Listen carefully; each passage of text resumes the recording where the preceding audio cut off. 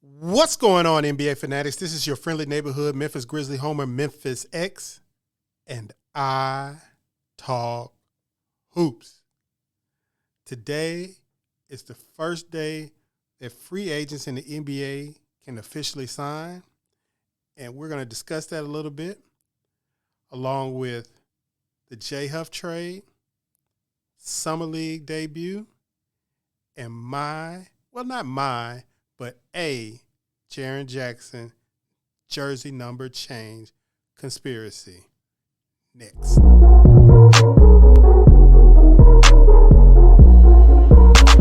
KeyAno. Grizz gang, go hard. Baddest in the game, we be on one. I talk hoops, so secure. All up on the court, but we gon' score. Memphis bringing heat straight from Tennessee. Jamarin spiking, let's go, boy. He that MVP. Ooh, reppin' that blue, all on the court, baby. Well, I am trying to get my video muscle back strong and get to making videos back to where I was when I was making them every day. And I'm hoping to slowly but surely get there, because this season is shaping up to be one of the most interesting seasons in Memphis Grizzlies basketball history. I'm not saying this is going to be the Grizzlies' best team. I'm not even saying this is going to be the Grizzlies' worst team. I'm saying this is going to be the most interesting season because the Grizzlies still have two All-Stars on their team. They ain't going nowhere. And the Grizzlies have a good young nucleus behind them. The Grizzlies also have a lot of trade assets. The Grizzlies also picked up a veteran, former NBA champion in Kentavious Caldwell-Pope. And the Grizzlies hold the Phoenix Suns 2026 first-round pick. And that has a high chance of being a top 10 pick. Never have these elements ever been together where we have the chance to have a good team with another team tanking for us. Now, that is if we keep that pick.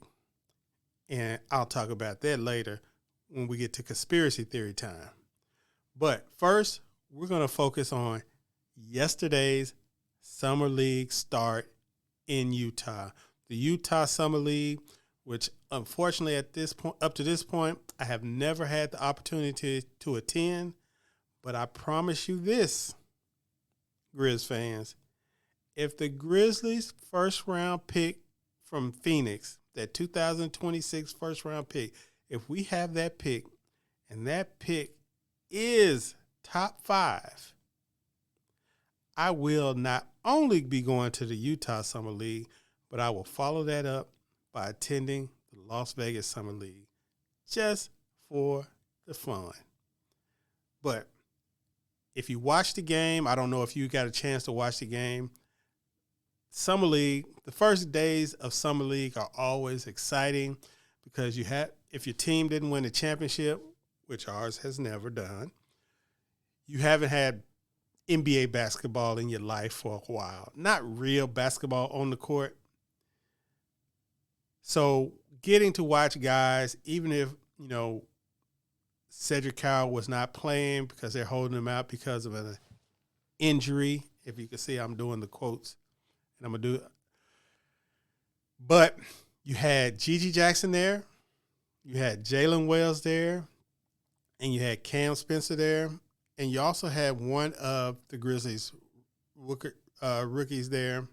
The other rookie won't be able to play the Monday because it has to come after a completed trade. He was part of a trade with the Warriors that was part of a trade that can't happen until after the official free agent signings, which is today. So it is what it is. Got to wait. But Jalen Wells, and I know if you look at the box score, you're going to see he shot 5 of 14, which is about 35%.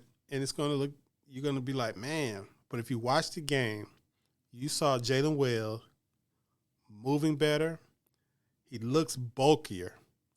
He looks bigger. And that, if you noticed last year, the thing that he had a problem with is he kept getting bumped around because he was so slight. He looks a little bigger.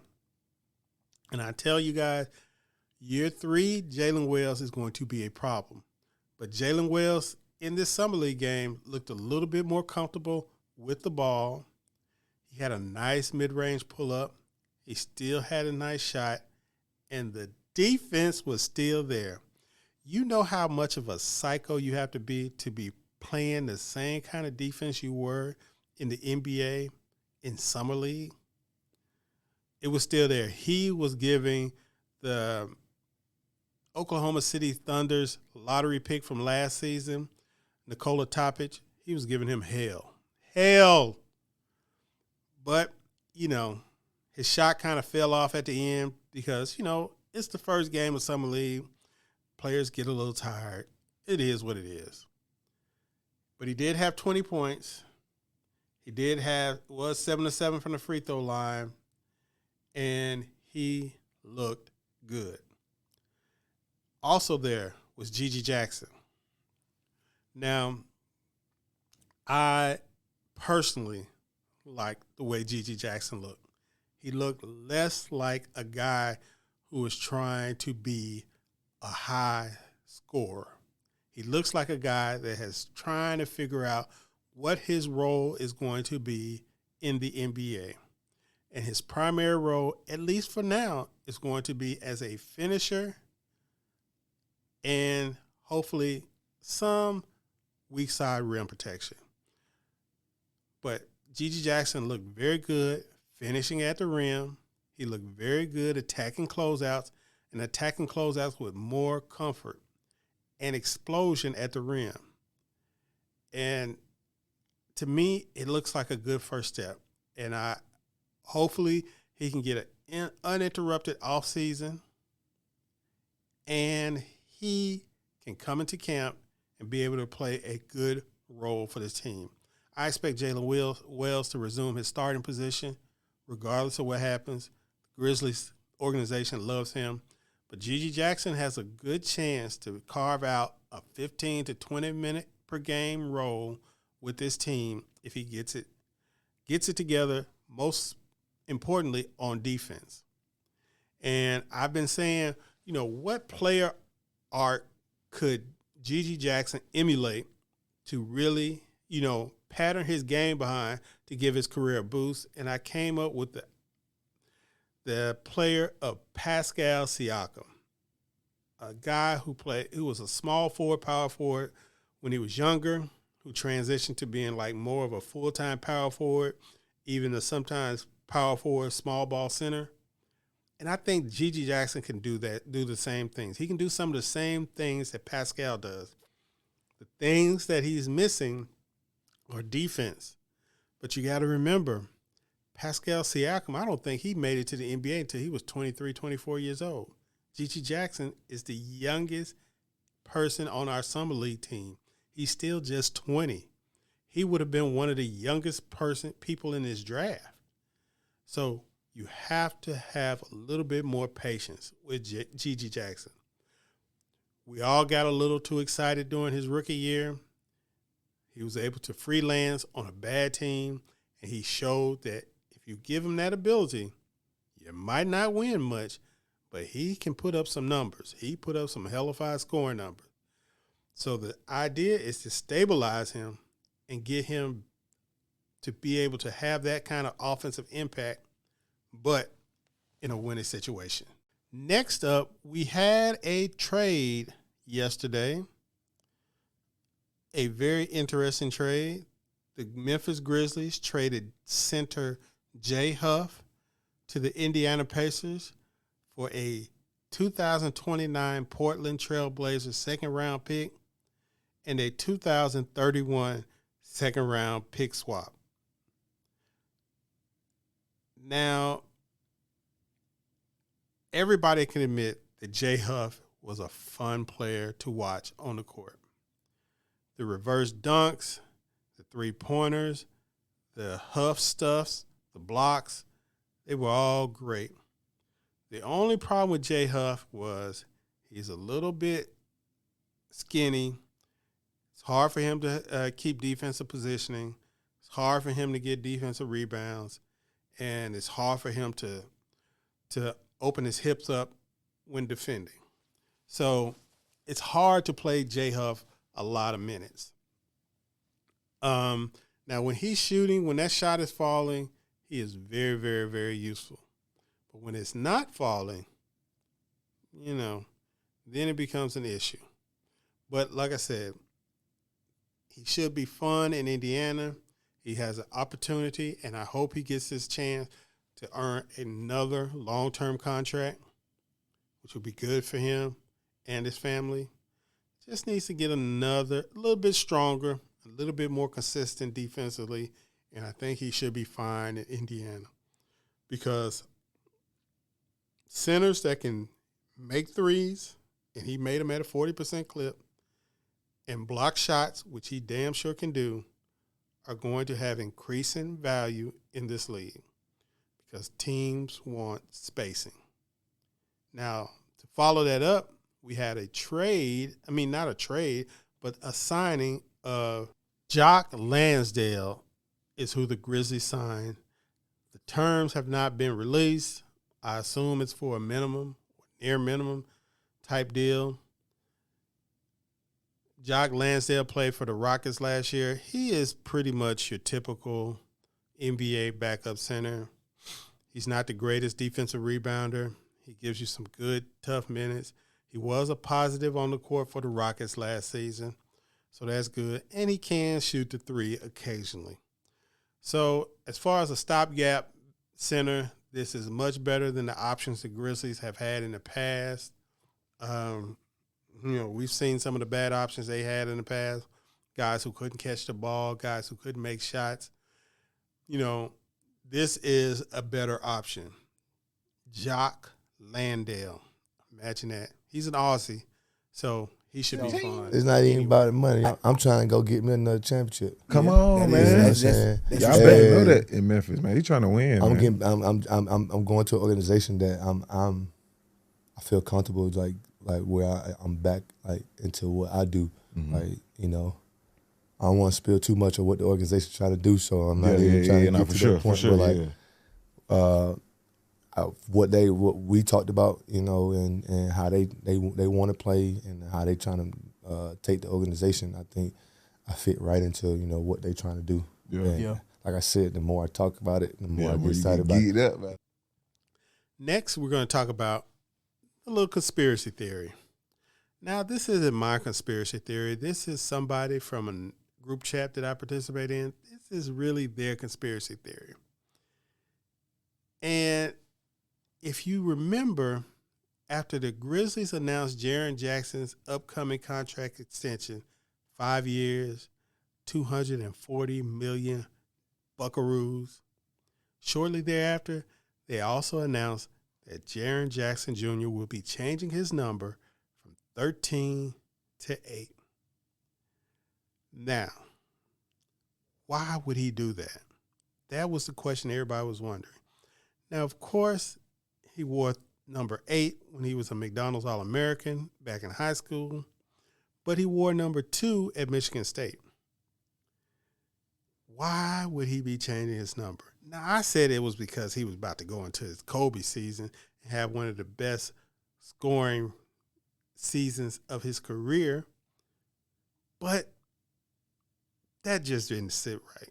Why would Jaren change his number? And a guy in that chat came up with this theory, and to be fair to him, he came up with this theory shortly after Jaren announced the number change.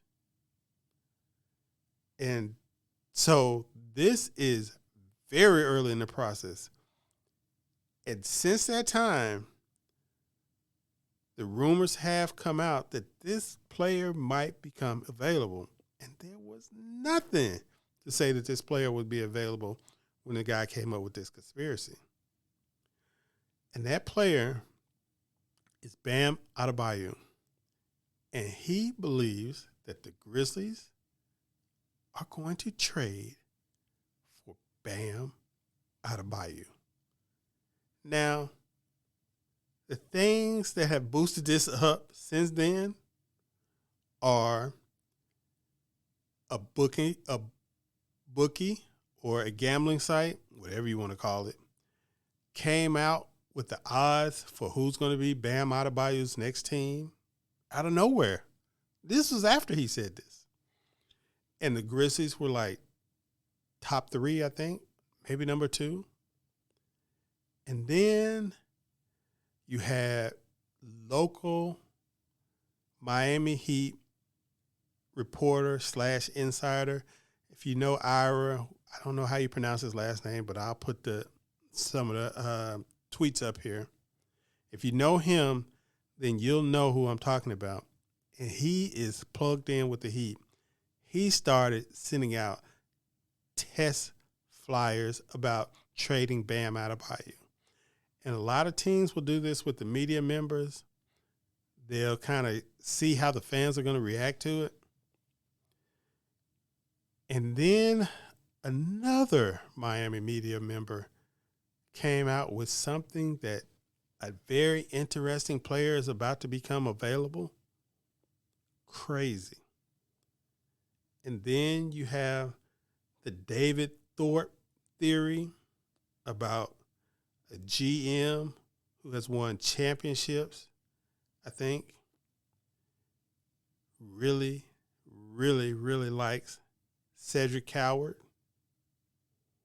And we add to the fact that Cedric Coward is one of the few rookies left who has not been signed. Cedric Coward also is not playing in Summer League up to this point, and he wasn't at the game. He wasn't at the Summer League game. So for a theory that seemed to have no basis when it was initially said, this theory started getting fed with more clues, more breadcrumbs, more things that made this theory plausible. Now, we'll most likely find out today or very soon whether this theory is true, because some things are going to have to happen today.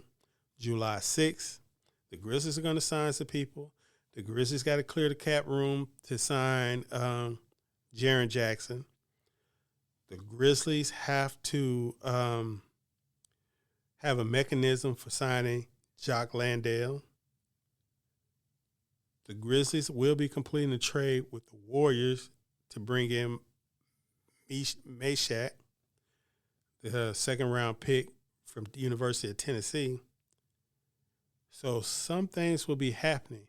The question is, will this conspiracy be true? Let me know what you think about this conspiracy. Could the Grizzlies potentially be eyeing putting together one of the best defensive front lines in the NBA today? Because if you don't remember, I'm going to put this,